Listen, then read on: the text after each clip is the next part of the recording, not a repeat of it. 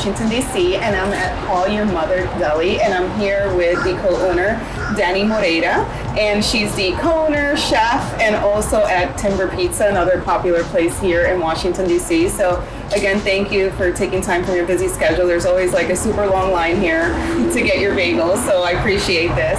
And you have a very interesting story. So you moved from here to the States from Argentina when you were quite young. And what was that journey like? Yeah, so I left Argentina because I wanted to have work at the best restaurants in the world, and I didn't speak English. So to do that, you had to speak English. So the easiest way to come here was doing the au pair program. Okay. So I applied, and this beautiful family from DC, from Mount Pleasant, reached out to me. I didn't know English, so I came here to work with taking care of their babies. And I told my parents I'm gonna be back in a year, and then 1 year opened a lot of opportunities for me. So I went to culinary school in DC, Carlos Rosario, for adult immigrants.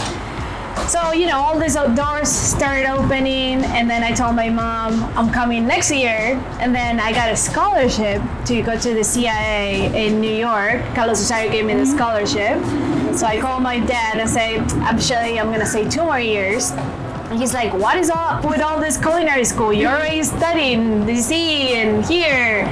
So I was like, sorry. And then I moved to New York. And how is it? Because with Latino parents, like sometimes they have that. Like I know when I joined the military, my mom even wrote me a letter like, "How did we treat you so bad for you to want to leave our house?" And was there some sense of guilt there, like, "Oh, I'm leaving," but it's scary, right? But exciting at the same time. Yeah. So I'm from a very small town in Argentina, and nobody leaves. Okay. And you don't go somewhere else to go to college. You just live with your parents until you get married, or even if you get married sometimes. My brother lives downstairs with my parents, so nobody leaves. Okay. And what's the name of your town? Altagracia. Altagracia. And Altagracia. In Córdoba. It's right in the middle of the country. Okay. So yeah, like when I say that, my dad started looking back at my high school days and say like, you don't like me because I didn't let you go on that trip that time, or because I was too tough on you? And I was like, no, it has nothing to do with you guys. Yeah.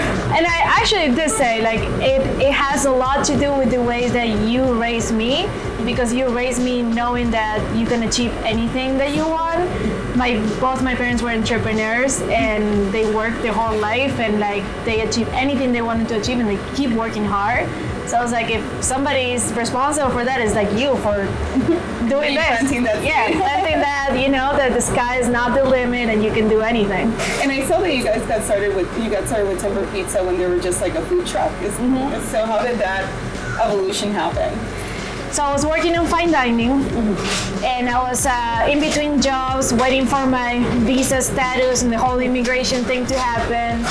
And I was like doing catering in the meantime, and I was shopping at the farmer's market, and that's when I met Andrew, my now fiance and business partner. He had this cool wood fire oven, and he was doing pizzas. He had loud music. It looks like so much fun. And I was like coming from very serious restaurants. I was like, I want a little bit of that. So I asked him for a part-time job, and he said yes, and that's how it all started. And what was the transition like? Because I imagine that fine dining is very stressful, very rigid, and then now you're in a very, obviously there has to be, especially with baking is also very rigid, but is a more casual environment. So how was that transition? And like kind of like, what is it? You're so institutionalized, and then you go to this environment. So how was that experience for you? It was tough. So the first day that I worked with Andrew, I showed up with my chef jacket and like, so what should I do? And he's like, cut this zucchini. And I'm like, cool, where's the cutting board? He said, we don't have one. We cut straight on the table.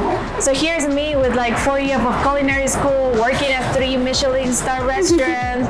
And I was like, okay, all right. So it was like a lot of like learning curve to like, not be so picky about a lot of stuff, but at the same time, it was super helpful to apply all that knowledge on a simple, fast, casual restaurant like it's Call Your Mother Timber.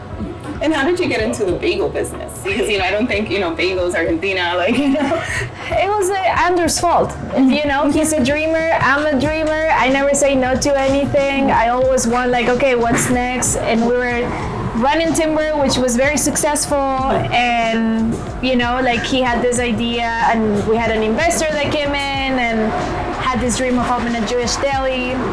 So Andrew came to me and he's like, you want to make bagels? And first I say yes.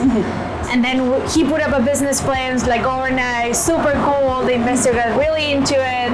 And then Andrew say, okay, we got it. Now we have to make it work. And I was like, oh no, why did I say yes to this? I'm like, Andrew, I never had a bagel before. I'm not Jewish. I don't know anything about it. So I had to do a lot of research. I had to tell him okay, you're going to have to show me what a good bagel tastes like. So we had bagels shipped from Montreal. We went to New York. We went to Florida. And it was a lot of eating, a lot of trial and error, a lot of reading books. And finally, I can say that I have a lot of knowledge now. Yeah, you're like a bagel. I mean, there's a line literally around the door every time I drive by here. So everybody likes your bagels. Thank you. And for you, especially I find that here in DC, the Latino population is kind of spread out, because you have the DMV, Maryland, Virginia. What has been your experience, especially coming as a young adult to the United States, to Washington, D.C. as a Latina in the food industry, but being a proprietor, being an owner of a restaurant? There's a lot of answers to that question. It's it's very loaded. it's a long question.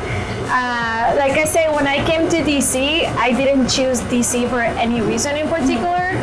My idea was to come and travel the world and learn about all these different cultures and food. And I stayed because I fell in love with the diversity here. I don't need to travel anywhere else to learn about all these different cultures. I can get anything here in DC. So that has been great. And I'm very, very lucky to have had the support from the Latino community.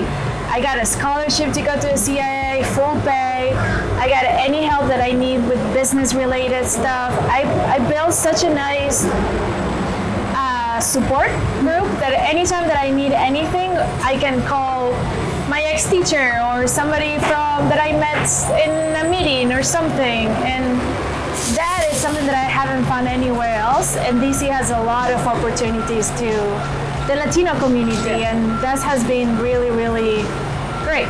And I read somewhere that you also help your employees learn English. Is that right? Yeah, so again, I got a lot of opportunities given to me, and I think I'm going to take my whole life and trying to give it back, and we try to do everything as possible. The first thing that we did when I met Andrew, I tried to make it equal on the payment, back of the house, front of the house. I didn't see why the distinction has to be there. So everybody makes the same amount of money here. We divide the tips with everybody. Everybody has the same opportunities. And then we look at benefits that apply to our employees. There are benefits that are good for some people, but not for everybody. So one of them was English classes. I came not knowing English, and it was very, very rough. I had very bad times trying to communicate, and it's the frustration that you get is something that it's not being able to communicate, and I don't wish that on anybody. It's really, really awful, and I can see the struggle, and I want everybody to succeed, and I want everybody that works for us to grow. We could have had only one restaurant and just make life easier. Yeah. But we're not creating opportunities if we get stuck in there. So we want to open more. We want to carry more job, more have the people that have been with us grow in the same way that I've grown. And and you say you're talking about growth. So you started with this working at a food truck / pizza oven, and that morphed into a restaurant. And now you guys have 2 timbers. Is that correct? Mm-hmm. And then you have 4 Call Your Mother. So where are they located? Where if people want to look up the food, where should they go? So we're here in Parkview. We have one in Georgetown, the corner of O Street and 34. We have one in Capitol Hill, and we have a bagel trolley in Bethesda. I know, I was just told about that. I was I have to go and check it out. It looks really cute. I've seen pictures on social media. And the last question I'm going to ask you, because I feel during these times we have to talk about this, and it's COVID and the impact that it's had. on restaurants, and what is your take on it, and what do you see it? How do you see it changing the restaurant industry? It's been something that nobody ever prepares you to face, and it's been really, really, really challenging. And like all of a sudden you have so much responsibilities. And again, nobody prepares you for that, and we had to like learn all this stuff from night to the morning. And like we're responsible for all our staff, the safety of our staff. Any decision that we make, it impacts the life of every single individual. So it's been really challenging, and an experience that it made me grow as a person in a lot of other aspects. And I think people are really, really, really going back to the basics, enjoying more time together, enjoying food. Yes. I have. Yeah, you guys have seen videos between before and now. And we had a product that is a comfort food. Yeah. Like, people want bagels, people want pizza, and I really love that. I work in fine dining before, and I work in fast casual now, and I think it's the food restaurant is going to a place that making food that people want to eat all the time, not in special occasions, but like food that reminds them of home, of growing up, of their childhood. And it's going into a great direction, and I'm really excited to see how all these problems are creating an immense creativity in everybody. All the restaurants industries, all the chefs, they have adapted, and they're super creative. Yeah. I'm excited to see what's coming. I've enjoyed eating around the city too. During this time it's hard to see people losing their business and struggling, but at the same time there's been a lot of creative stuff going around. So I'm just hoping that, they can pull through, and DC can continue to be a dynamic dining destination. Yeah. So let's hope for that. Guys, thank you so much. Thank you, Dani, for taking the time. Again, I know you're super busy Thank you. running all these restaurants, so I appreciate it. Check her out, Call Your Mother Deli, Timber Pizza. There's various locations. Again, thank you so much. Thank you. Ciao. Bye.